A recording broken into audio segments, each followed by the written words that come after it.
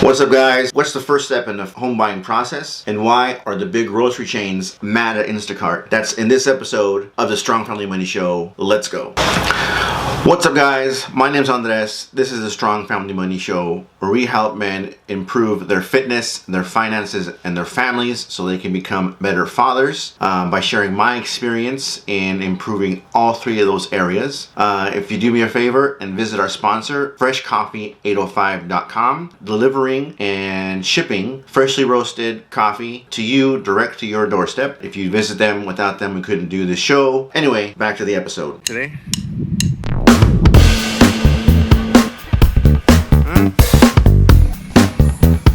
do some filming, writing, ribs, and as part of the course. What is the first step in the home buying process? It's a long process. I'm here to tell you what the first step is to go down, start your journey in the home buying process. This is the third installment of my real estate series. So what's the first step of the home buying process? Even before you start to consider, where do I want to live, right? How much can I afford? Where am I going to get my loan? And all that kind of stuff. The first thing you want to do is you want to start getting your credit in order. And I'm here to tell you, first off, right? You do not need to go through any professional credit repair guy or girl, right? You do not need to do that, right? You yourself can get your credit in order, fix it, improve it, raise your score, because you will be able to get a better rate on your mortgage, the better your finances in general, but your credit score has a big impact on what rate you can get, right? What does a credit score even do, right? The credit score tells the lender how well you pay things back. And the only way they can determine how well you pay things back is for you to pay things back, right? So even though credit cards are not for everyone, right? If you're serious about getting a home and having good credit, you have to get credit.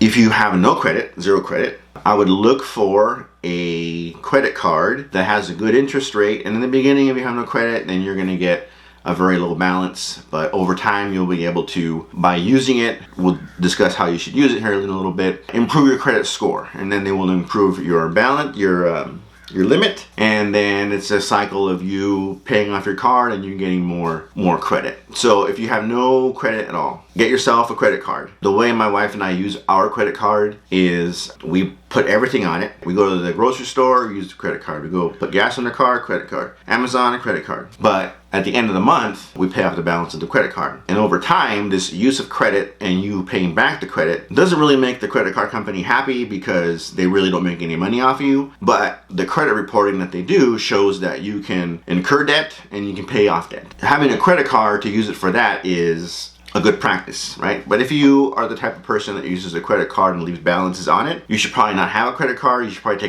look at your finances and see what you need to do to correct that, right? Right? Do you need a credit card to float a balance on, right? Do you need to find a job that makes you more money? Do you need to cut back on your spending? You should not use a credit card to give yourself a raise. You should use a credit card to build your credit, or in the rarest of occasion, if you have some emergency that comes up and you quickly need cash and you cannot get it any other way, then you probably have permission to put it on the credit card. A new outfit is not an emergency. This is like, I gotta fly out of the country because a relative's sick and I need to put my plane ticket on a credit card, right? That's an emergency. But anyway, you want to get a credit card, $500 balance, right? You want to incur charges on it over a period of time, and you want to pay it off on the due date, right? Before you incur any interest, right? You don't want to have a balance on it. You don't want to have any late payments on it.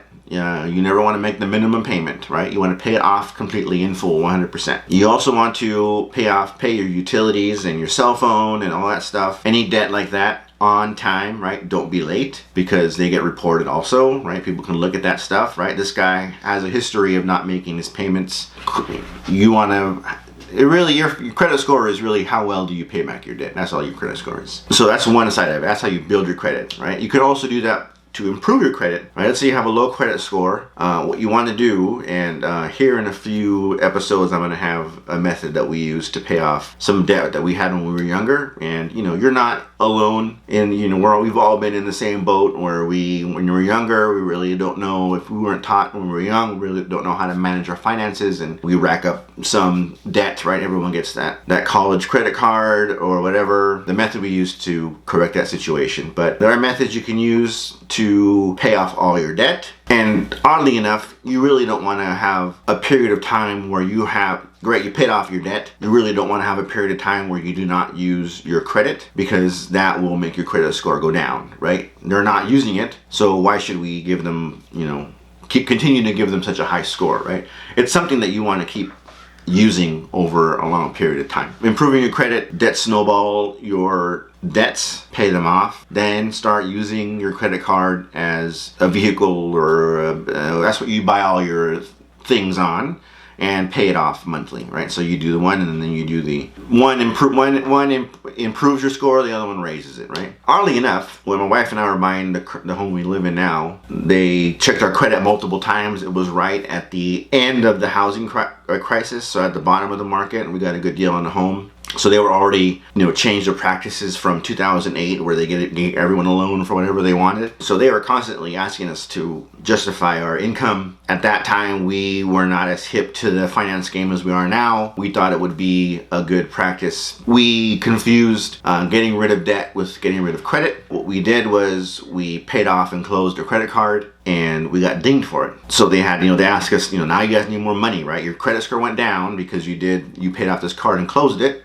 Right, now your credit score is a little lower. Now you have to confirm that you have more money. Sounds kind of counterintuitive, but credit score is not that you have no debt. Credit score is how well you pay off your debt. Here recently, we refinanced our home. My wife had a lease for her business, so we closed the refinance. At the end, it was our yearly free credit report that we get. So we closed it. We had a good credit at that point. We closed it, and when we returned the lease, they dinged us for returning the lease. So we got rid of debt, and they dinged our credit score. There's one other thing we did that was to consolidate or reduce something we had. And then again, it affected our credit score negatively. So you don't need a credit repair service.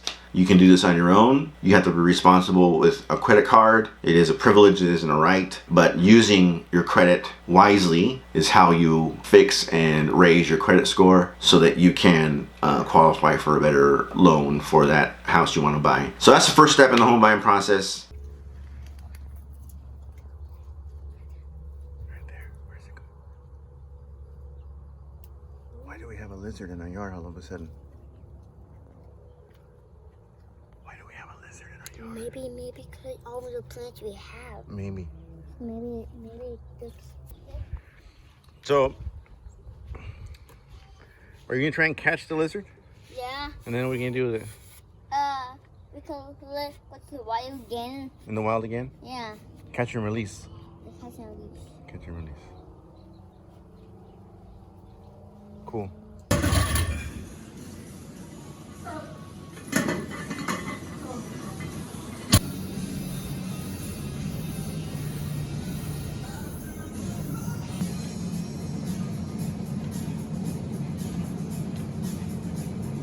Grocery stores are having a fit, right? So we're in the pandemic, in it longer than anyone wanted to be in it or anticipated.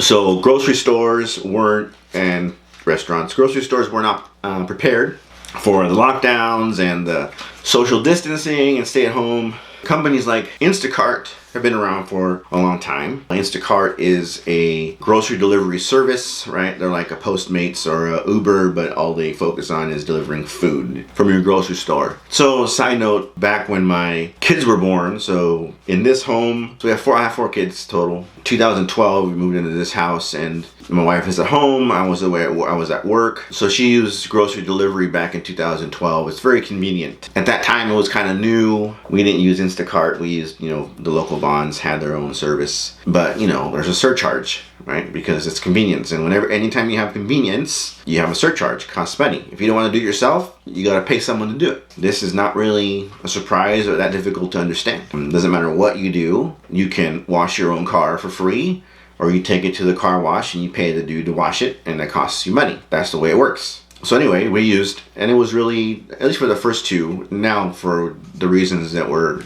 currently in, we use it more often, but we had a 2002, we had a 2015, child in 2002, 2012, 2015, and each one of those kids, we couple weeks, 2, 3, 4 weeks, because, I work, 20-30 minutes away from home, so I can't really, at the drop of a hat. On the weekends is usually now. Anyway, it's a long story. So first month, maybe my wife would call into Vons and say, hey, we need groceries and deliver into my house, please, because, I have a newborn child and I want to just go out on the street and go shopping. So it would cost however much it costs, and we understood that we were exchanging convenience for price, but, she got to stay at home and not go out with the kids, and we got our food. I don't understand how difficult this is. So these grocery stores, pandemic hits, everyone's at home, people don't want to go to the grocery store. Grocery stores, their revenue starts going down because people aren't coming in to shop. They really have no system in place to accommodate for that. Instacart's around, right? So they say, Instacart, come help us out. It's only going to be a couple weeks, right? And now we're going on 9 months. And now they're complaining that they are not making any, or the money they're making is getting cut into, right? They're not making as much as they used to because they got to pay Instacart their cut of the money. These companies make lots of money. In their businesses, they trade off convenience for price. You can buy a whole tomato or you can buy a pre-chopped tomato.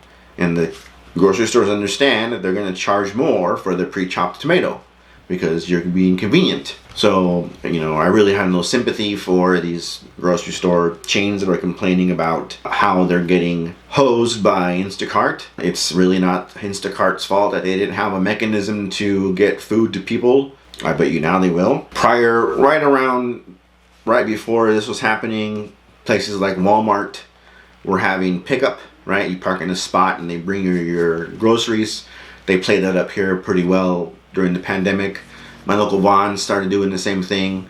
So they have Vons delivery, but they also now have Vons pickup where you order your stuff and you get to the store and they bring it to your car. Anything you do, even in your own personal finances, in your own personal life, anytime you want to increase your convenience, there's always going to be a trade-off with money. Anytime you make that decision, you have to keep in mind how it's going to affect your pocketbook, your bank account, how much it's going to cut into what you've earned, and is it really that important for you to take the convenient route, grocery stores calling on Instacart, instead of doing it yourself, right? Grocery stores coming up with their own system to deliver food to their customers. Anyway, be wary of when you trade convenience for money. You don't want to be hosed in the end, like the grocery stores are saying they are, but I think it was their own fault for not planning ahead for some sort of catastrophe. You can't always live your life like everything's going to be rosy. You got to be prepared for when the storm comes, and you got to have a plan B for everything. So anyway, that's my opinion on that subject. Be ready for the dark days because they will always come, right? You're never going to have light days forever. So, hey guys, thanks for watching. I hope you enjoyed the episode. Go and visit my website, strongfamilymoney.com. You can then receive a free ebook, my Life Compass book, with tips other than the ones I share on these videos, on tips that I use to improve my life and the life of my family. You can also send me an email from there. My email is andres@strongfamilymoney.com. But if you want to visit that site while you're there picking up the books, you can shoot me an email if you're looking to buy and sell a home here in Ventura County. I'm a local real estate agent here, and I'd like to help you either sell or buy your next home. You can contact me through my website as well. Also, follow me on social media. I'll have the links in the description of this video for my Facebook, my Instagram, and my Twitter. You can also follow me on LinkedIn as well. I'll have that link there also. Anyway, thanks for watching. Please like and subscribe to the video. Please share with your friends the information that I'm giving you here. I'd like to help as many people as I can. Again, thanks for watching, and I'll talk to you guys next time.